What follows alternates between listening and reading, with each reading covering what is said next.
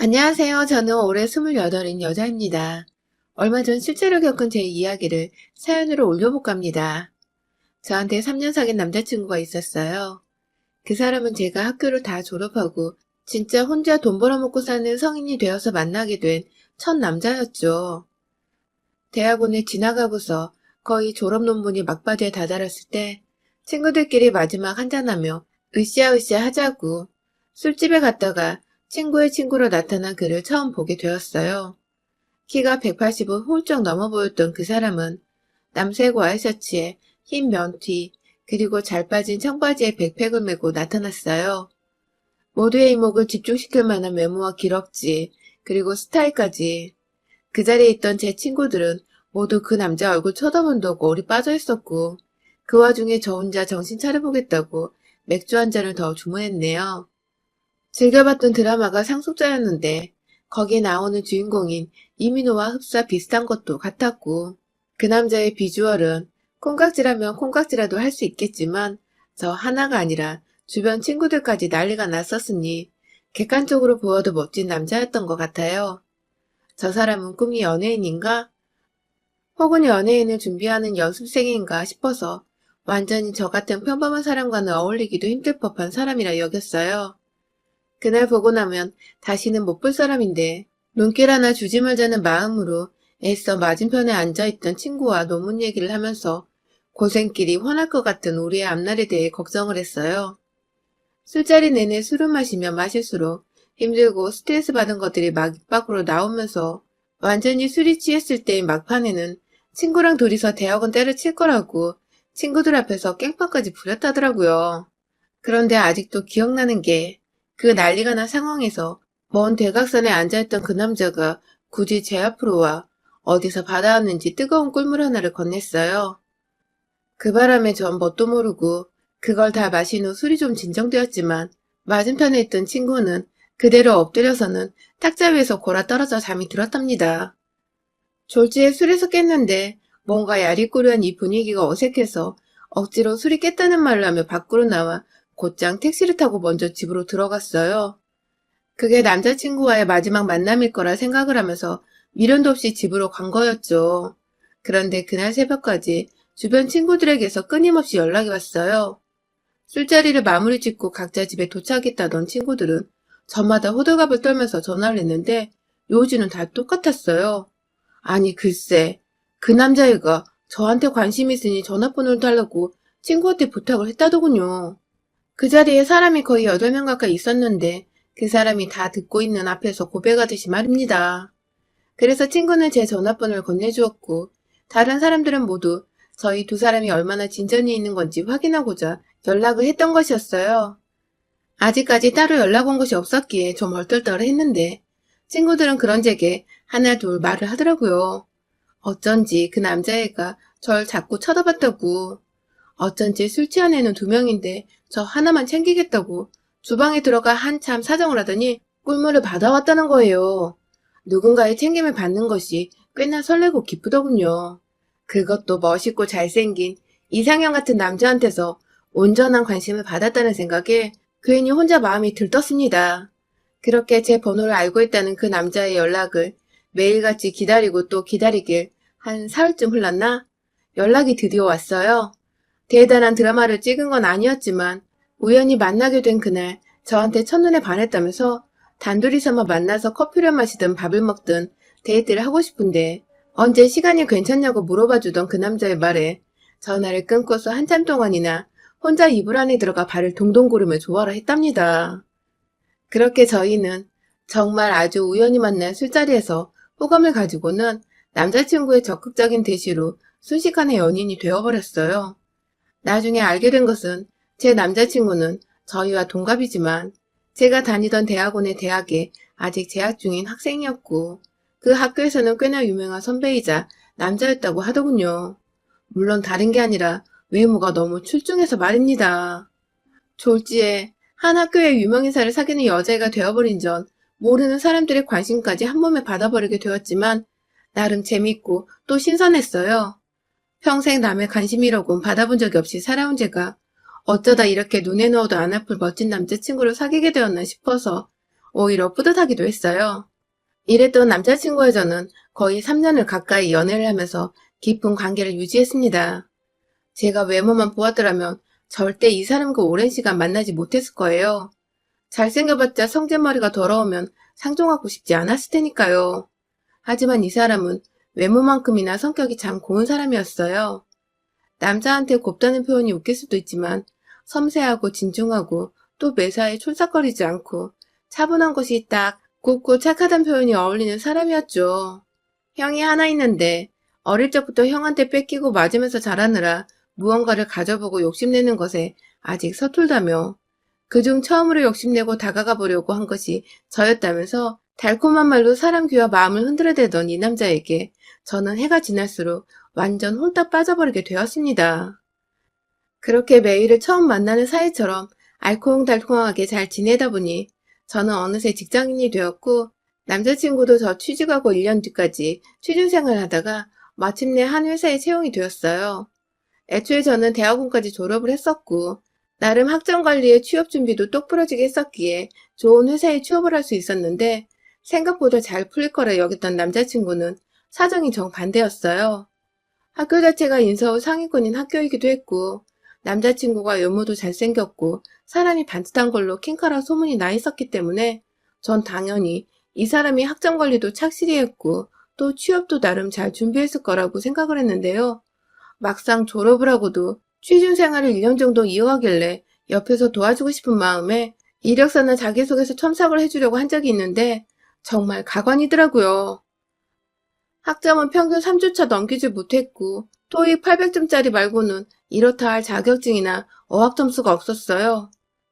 안 그래도 문과생들은 취업하기 힘들다고 대학 가서 취업 준비에 먹을 맘만 살고 있는데 이 사람은 완전 남일처럼 그걸 손 놓고 대학을 다녔나 보더라고요. 처음엔 당황스럽고 살짝 실망이 되려고 했는데 이내 마음을 도로 잡았습니다. 내가 좋아하던 사람은 공부를 잘하고 못하고를 떠나서 나에게 잘해주고 날 설레게 해주던 온전히 성격 좋고 잘생겼던 사람이었으니까 학점은 그럴 수 있을 거라며 애써 이해를 해보려고 노력을 했죠. 그렇게 다시 으쌰으쌰해서 남친 취업을 도와주고 격려해주고 다행히도 비교적 규모는 작지만 망할 일은 절대 없는 탄탄한 중소기업이 들어갔습니다. 서로 직장인이 되어 만나니 전보다 훨 어른이 되어 만나는 것만 같아 또 색다른 기분이 들었어요.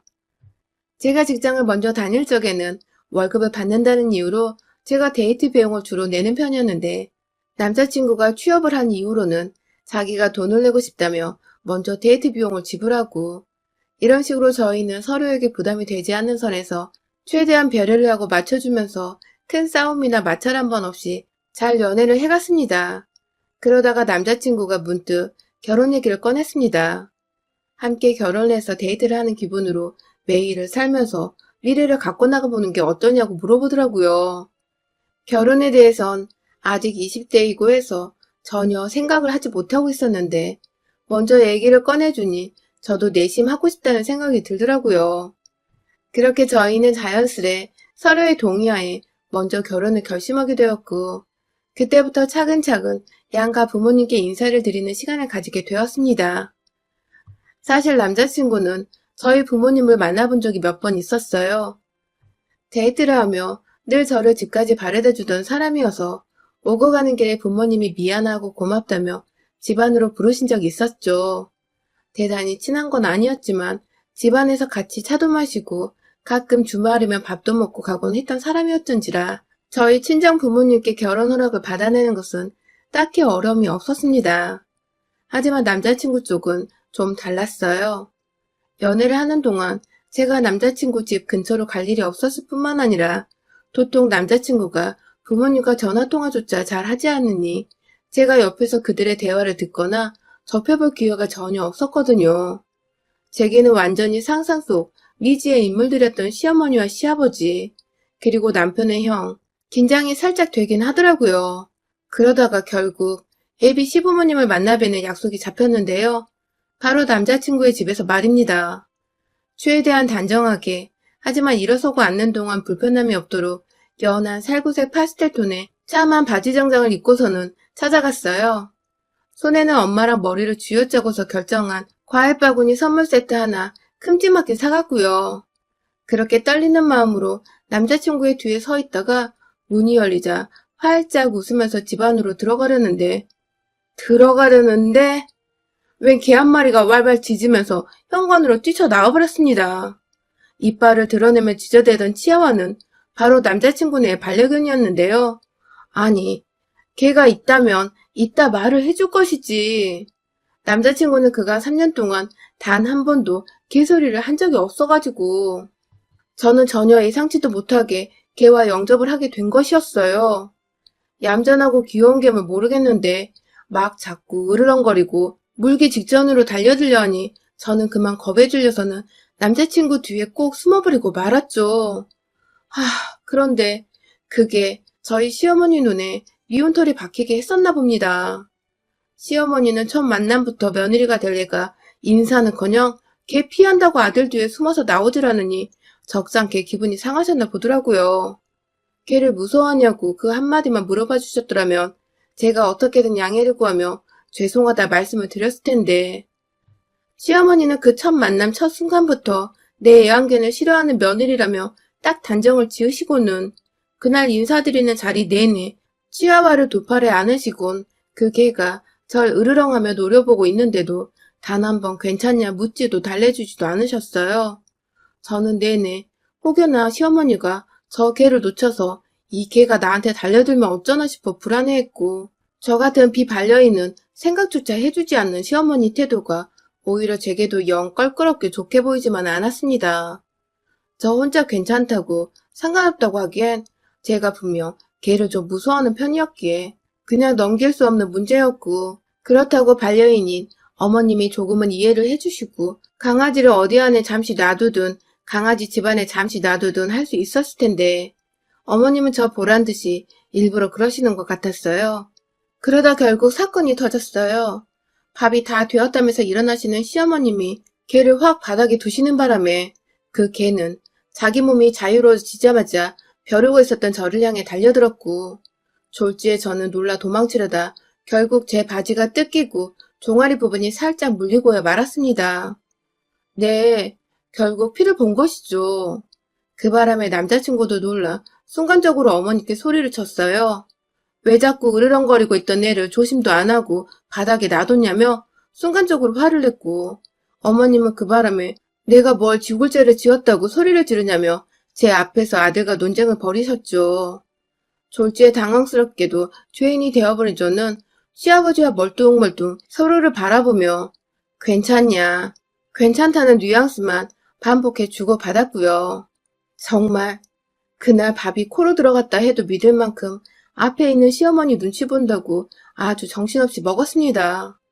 이 결혼은 아무래도 안 될 것 같다고 머릿속으로 막연히 정리를 하고 있던 그때 남자친구가 먼저 우리 결혼을 허락해주는 걸로 알겠다고 지멋대로 어른들 앞에서 확정을 지어버렸고 더 놀랐던 것은 그래 하면서 지금까지 있었던 일이 마치 없었던 일인 것 마냥 쿨하게 결혼을 승낙하시는 어머님이었어요.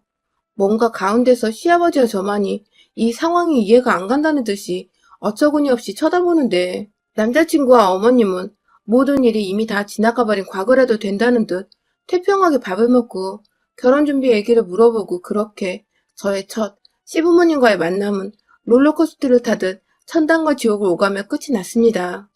그리고 나서 몇 달 후 저희가 다시 상견례 자리를 가지게 되었어요. 이번에는 서로의 양가 부모님을 모신 채 함께 바깥에서 저녁을 먹는 시간이었죠.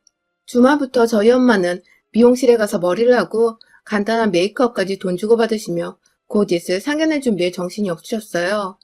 차 막히면 안 된다고 2시간 전부터 출발해서는 결국 밥 먹기로 한 한식당에 1시간도 더 일찍 도착해버렸고 그래도 기다리는 게 늦는 것보다 괜찮다는 아빠의 말씀에 저희는 다 같이 자리에 앉아 본인들이 얼마나 저희 결혼을 축복하는지에 덕담을 해주시고 대화를 나눴습니다. 그러다가 약속 시간이 되어 저희도 준비를 하는데 10분이 지나고 20분이 지나도 도무지 도착할 기미가 없던 남자친구네는 결국 40분이 다 지나갈 때쯤 식당에 느긋하게 도착을 했어요. 옆에서 미안해 죽으려는 남자친구와는 달리 차가 좀 막혔다고 한마디 던지시는 시어머니 모습에서 저희 가족 모두 표정이 얼어붙었죠. 말 그대로 사돈과의 기싸움을 시전하고자 하는 예의 없고 철딱선이 없는 시어머니 모습에 실망을 해버린 것이었죠. 미안하다는 말 없이 자리를 잡고 앉은 시댁 어른들은 이내 배가 고프다며 빨리 주문을 하자고 해서 저희 부모님도 엉겹결에 주문을 했어요. 도착한 지 2시간이 다 되어가는 와중에도 메뉴를 제대로 보지도 않았던 저희 부모님은 시부모님 재촉에 아무거나 주문을 해버리곤 당황해 서로를 쳐다보셨습니다. 왠지 시아버지도 얼굴에는 미안한 표정이 역력하신 것 같은데 말 한마디를 제대로 해주질 않으셨어요. 그렇게 밥이 나오고 서로 대화를 오가며 서로의 기분은 계속해서 상해갔어요. 시어머니는 제가 일단 남자친구보다 학력이 더 높다는 것에 왜인지 자격지심이라도 드시는 건지 자꾸만 자식들 일자리를 얘기하고 있는 와중에 대학원 나와봐야 필요가 없다면서 그건 다 돈지랄이고 취직 못하는 애들이 진학하는 거 아니냐며 까내리는 말씀을 하셨습니다. 제가 바로 앞에 있고 남자친구도 그쯤 하라고 말을 자제시키는데도 뒤늦게야 아, 너도 대학원 나왔다며? 하시며 저를 꼽주시던 시어머니. 당연히 저희 부모님은 표정이 좋지 않았죠. 그러다가 또 회사 얘기가 나오면 좋은 회사 들어가봤자 여자애들은 시집가고 애 낳으면 잘 풀리지도 않는다며 그냥 집에서 조신하게 남편 기 살려주며 뒷바라지 않은 며느리 아니면 결혼 허락할 생각이 없다는 등의 구시대적인 발상을 말로 꺼내시며 탄식을 하시고는 또 뒤늦게야. 아, 너도 회사는 큰데 다니지? 곧 잘리겠구만. 하면서 결혼하고 남편이나 잘 챙겨주라고 그걸 덕담이라고 짓거리고 계시던 시어머니. 점점 저희 부모님은 말씀이 없어지셨고 급기야 아버지는 입을 꾹 다물어 버리셨습니다. 남자친구와 애비 시아버지도 그런 저희 아빠 표정을 보시고는 이제 진짜 안 되겠다 싶었는지 시어머니 말씀하실 때마다 헛기침을 하시고 괜히 한번 쳐다보며 그만하라 눈치를 줬는데 시어머니는 이 자리에서 완전히 사돈기를 죽이고 아들보다 좋은 대학 나와 좋은 직장 가진 며느리 기세를 꺾어보기라도 하겠다는 듯이 말을 이어가셨어요. 그러다 결국 하지 말아야 할 소리까지 필터링 없이 꺼내셨습니다. 아니 글쎄 마지막까지 그래도 사돈이라고 비유를 맞춰드리고 상대를 해드리고 있던 저희 엄마한테 사돈 되실 분이 참 성격이 둔해 터졌다며 제가 하는 말 다 알아듣긴 한 거죠? 하면서 지금껏 제 욕을 돌려 말한 것을 저희 엄마가 이해를 했냐는 식으로 비꼬며 물어보는 게 아니겠어요? 이 옆편녀가 하다 결국 선을 넘어버린 겁니다. 그 바람에 아버지가 옆에서 참다가 아 진짜! 하면서 탁 하고 일어나시는데 제가 먼저 선수 쳤습니다. 딸 자식 잘 키워주신 거 이럴 때 쓰라고 있는 거잖아요? 나 비꼬는 건 참을 수 있지만 내 엄마 내 부모님 우습게 만드는 꼴은 도저히 그냥 넘어갈 수가 없었어요. 음식들을 하나둘 차려져서는 상 한가득 한정식들이 메꿔졌는데 제 눈에는 오로지 그것들이 제 입에 들어갈 게 아닌 무기로만 보였습니다.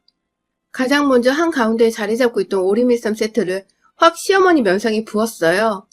말 좀 가려서 하라고 된통 소리를 지르고는 오리밀쌈에 이어 옆에 있던 깻잎과 호박전, 김치의 각종 나물들까지 다 비워져 있던 오리밀쌈 그릇에다가 마구 퍼부어서는 이번엔 시어머니 옆으로 다가가 머리에다 대고 탈탈탈 국물까지 털어서 부어버렸어요. 남자친구는 물론이고 시아버지까지 당황해서 말리다기보단 결국 일이 터졌구나 싶어서는 처음 몇 초간 벙쪄 있다가 뒤늦게야 그만하라고 시어머니가 아닌 절 말리러 오셨고 그 바람에 시어머니는 이게 뭐냐며 막 씻겨낸 물을 찾는데 그 꼴을 보고는 저희 아빠가 앞에 있던 시원한 냉수통을 갈비 뜯고 남은 뼈 집어넣으라고 놓여져 있던 빈통에다가 콸콸콸 부어서는 그걸 그대로 시어머니 면상에 쏟아 부어버리셨네요. 졸지에 식사를 제대로 하지도 못했는데 입이 아닌 온몸으로 받아드신 우리 시어머니. 당황해서는 눈만 껌뻑껌뻑 하면서 앞만 쳐다보더라고요. 저희 엄마를 말입니다. 그런 모습에 저희 엄마는 제 속이 통쾌하도록 헛웃음을 지으시며 제가 딸 하나는 참 잘 키웠죠? 하며 비꼬시고는 저까지 데리고서는 그 자리를 벗어났습니다. 나가는 길에 저도 시어머니 얼굴 한 번 더 보면서 당신 같은 시어머니는 집 한 채를 줘도 싫다며 가운데 손가락을 짠 하고 날려줬어요. 그날 남자친구는 잘못했다고 빌다가도 자기 엄마가 내내 우신다고 너무한 거 아니냐고 또 한 소리를 하다가 또 정신 못 차리고 다 자기가 잘못했다고 비는데 아무리 좋고 되게 잘해줬던 남자친구였어도 시어머니가 그 모양이니 정말 정이 하나도 안 가더라고요. 역시 결혼은 현실이란 말이 딱 맞아떨어지는 대목이었습니다. 완전히 이별을 통보한 후에도 한동안 매달리겠다고 저희 집을 찾아왔지만 얼마 전 저희 아빠랑 독대를 하고서는 그 후론 더 이상 오질 않더군요. 대충 들어보니 당신네 부모 같은 시부모를 두게 하느니 평생 독신으로 살게 하겠다고 아빠가 단호히 말을 하셔서 남자친구도 잔뜩 겁먹고 충격받은 채 돌아갔다고 하네요. 지난 시간 동안 사랑했던 시간이 너무 아쉽고 미련이 남지만 내 부모 욕보이면서까지 기죽이려 한 시댁을 두느니 차라리 내 몸뚱이를 스스로 아끼면서 부모님이 더 좋은 말씀과 좋은 사람만 듣고 보며 사시도록 하는 게 100배, 1000배 낫다는 생각을 했어요. 그리고 지금까지 제 선택에 있어서 후회한 적이 단 한 번도 없는 걸로 보아선 정말 잘한 짓이었던 것 같습니다. 결혼 앞둔 예비 며느리분들, 혹여나 저 같은 시댁을 만나려거든 지금이라도 늦지 않았으니 얼른 도망치세요. 여러분의 생각은 댓글로 남겨주세요. 오늘도 시청해주셔서 정말 감사합니다.